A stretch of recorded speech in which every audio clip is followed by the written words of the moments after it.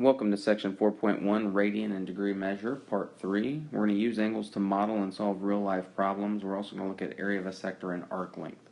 So the first thing is, how do you find the arc length of a circle? Well, what we do know is we know that 1 radian has an arc length of r units, or the radius of the circle. So let's take another angle. We'll call that angle theta and use its arc length as s. So this represents this part of the circle. We're going to call this arc length s. And so if we write this as a proportion, we will say that 1 radian, so we're going to use the central angle over the arc length, so 1 radian to an arc length of r is equal to theta radians to an arc length of s, and then we'll cross multiply and get that s times 1 radian, so it'd be s times 1 is s, is equal to r times theta radians. And so that represents the arc length of a circle. S is equal to the arc length, r is equal to the radius of a circle, and theta is equal to the central angle, and this is in radians. So we've created a formula, S equals R times theta, to represent the arc length of a circle. So the arc length formula, as I stated before, is S is equal to R times theta. Remember, the central angle has to be in radians. If it is in degrees, we need to convert it. We'll take a look at one example here. Example 1, find the length of the arc intercepted by a central angle of 135 degrees if the radius is 6 meters. So let's pull out the important information here. We know that the central angle is 135 degrees, and we know that the radius is 6 meters. So S is equal to R times theta. We're looking for the arc length. If the radius is 6, now the theta is 135 degrees, but we need it in radians, so we can convert by multiplying by our conversion factor and conversion ratio of pi over 180, and then we will simplify. 135 pi over 180 is equal to, we can simplify it by 45, and that would be 3 pi over 4 radians.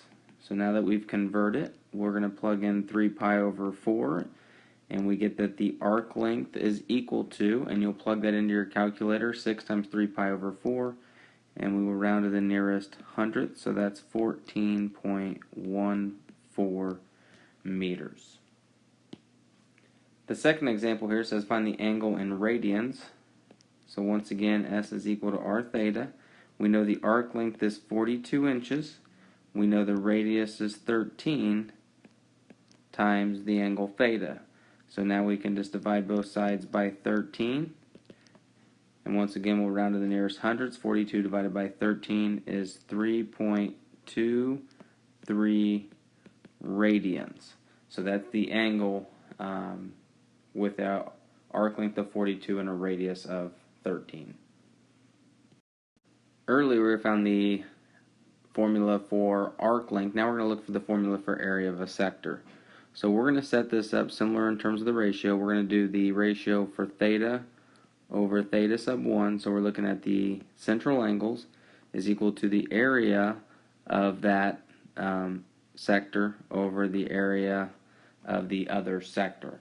Now what we're going to take a look at is we're actually going to say that the central angle for theta sub 1 is actually going to represent an entire rotation around the circle. So we're going to say it's 2 pi radians. So if we look at the entire circle, one revolution around, we're going to look at that entire central angle. Well, that means that's the area of the entire circle then. So what's the area of entire circle? Pi r squared. So we're going to replace those two values. So now we have theta divided by 2 pi radians is equal to the area over the area of the whole circle, which is pi r squared. And so now when we cross multiply and we solve for a, we get a times 2 pi is equal to pi r squared theta. To solve for the area of a sector, we're going to divide by 2 pi, and that will give us that the area is equal to, there's a 1 right there, so 1 over 2, so that's 1/2. The pi's cancel, r squared theta. Theta, once again, make sure that you know this has to be in radians. So let's go ahead and take a look at an example. Find the area of a sector of a circle of radius 2 feet formed by an angle of 30 degrees. Round the answer to the nearest hundredth. So area is equal to 1/2 r squared times theta. So what do we know? We know the radius is 2 feet, so 2 squared times an angle of theta of 30 degrees. 30 is a sixth of 180, so that's pi over 6 radians. So we'll replace 30 degrees with pi over 6, and then when you multiply all that out, this would be half of 4, which is 2, so 2 times pi over 6, which would really just be pi over 3, but when you multiply that on your calculator, you get an area of approximately 1.05 measured in feet squared. So the area of that sector is 1.05 feet squared. Alright, the next thing is we're going to talk about two different types of speeds on a circle. The first one is linear speed, that measures how fast an object moves along the circular arc. So v is going to represent our linear speed. S is the distance traveled, so that represents the arc length. So that's your S. And then T is the time around the circle. So the time around the circle represents from where you start around that, how long it takes to go around that arc length part right there. Remember, the central angle is theta. We have a radius of r as well. And also S, the arc length, is equal to the radius times the angle theta. So this is the formula we will use for linear speed.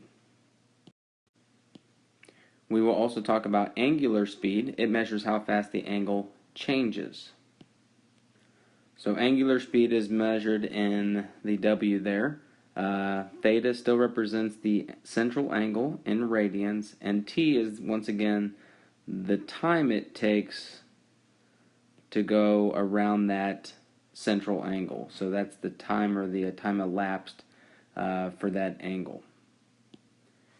We also have a relationship between linear speed and angular speed. So angular speed is the, once again, the angle that is formed with that speed. So we have also that we know angular speed is equal to theta over time, but we also know that linear speed is the arc length over that time. Arc length is measured as r times theta. So r times theta over time could equal, and if you're looking here,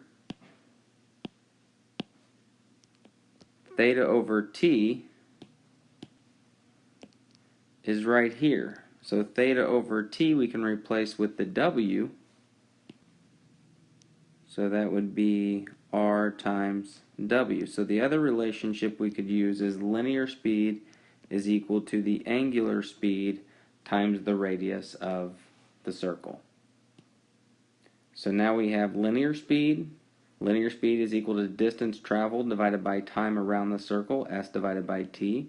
Angular speed is equal to the angle in radians divided by the time elapsed. And then we also have the relationship with the two, where we can say the linear speed is equal to the angular speed times the radius. Okay, let's take a look at a couple of examples. Here's the three formulas that we just found out with linear and angular speed, and then the relationship between the two. The problem says an object is traveling around a circle with a radius of 8 meters, 12 seconds, a central angle of 1/4 of a radian is swept out. What is the angular and linear speed? So let's write down what we know. We know the radius is 8 meters. We know it takes 12 seconds. And we know in terms of our central angle, it's 1/4 of a radian. take a look at those three things and which of the three formulas we can use to find one of the speeds. Alright, looks like we can find the angular speed because we have the angle, which is 1/4, divided by the time, 12. So 1/4 divided by 12 is, it's 1/48, which is approximately 0.208. That's measured in radians per second. Now that we know what the angular speed is, linear speed can be measured by taking the angular speed and multiplying by the radius. So that would be equal to 1 over, we'll use the exact value, 1/48 times the radius of 8, which would equal 1/6, and that's measured in distance. So the distance on this one is meters over time, which is second. So 1/6 meter per second, or if we write it as a decimal, that would equal 1.6, or not 0.167 meters per second. Remember, linear speed is measured in distance, or distance over time, and angular speed is measured in angle over time. In our last example here, a child is spinning a rock at the end of a 2-foot rope at a rate of 180 revolutions per minute, RPMs. Find the linear speed of the rock when it is released. So what is it that we know? The child spinning a rock at the end of a 2-foot rope. So that 2 foot represents the radius of the circle. What is the 180 revolutions per minute? Is that measuring distance over time or angle over time? Well, 180 revolutions per minute is measuring that angle. Now we will need to convert it, but the angular speed is 180 revolutions per 1 minute. Let's convert that into radians. So we're going to multiply by the conversion ratio. So what is one revolution? One revolution, one kind of circle around. What is the angle for one revolution? That would be 2 pi radians. So that would equal, the revolutions would cancel. You have 180 times 2 pi, and that would equal 360 pi radians per minute. So that represents the angular speed. When you're talking about revolutions per minute, you just need to convert it.